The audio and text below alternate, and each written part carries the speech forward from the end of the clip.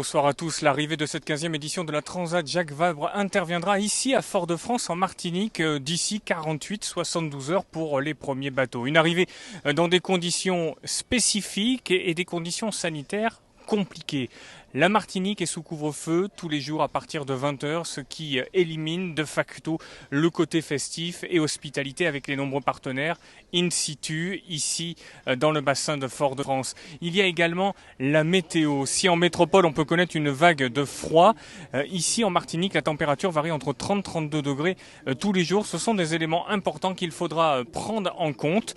Ce matin il y a eu également l'ouverture du village arrivé de cette 15e édition de la Transat Jacques Vabre, route du café. Vous voyez les images que nous avons pu capter par-ci par-là ce matin avec un public clairsemé, notamment en raison des conditions sanitaires.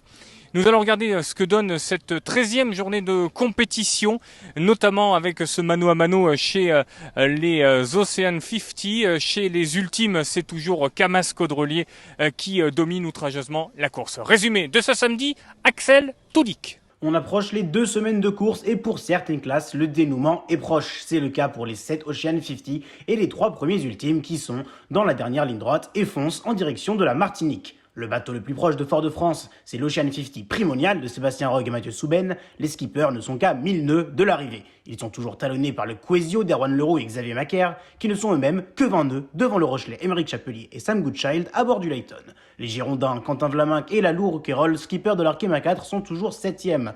Pas de changement non plus, en tête de la course et des ultimes, c'est toujours Franck Camas et Charles Caudrelier qui mènent la danse. Et le moins que l'on puisse dire, c'est qu'il n'y a pas match, puisqu'ils ont plus de 400 nœuds d'avance sur le plus proche poursuivant Armel Leclerc et Kevin Escoffier, les skippers de Banque Populaire. Le néo-aquitain Yves Le Blévec et son partenaire Anthony Marchand sont toujours 4e. Chez les IMOCA, les 3 bateaux de tête ont passé la bouée de passage obligatoire de Fernando de Noronha.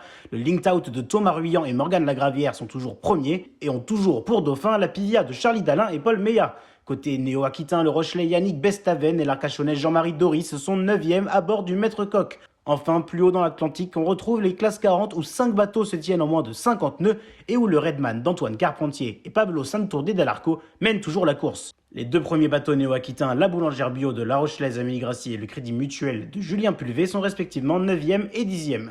Merci à tous d'avoir suivi ce journal, on se retrouve bientôt pour un nouveau point sur la route du café.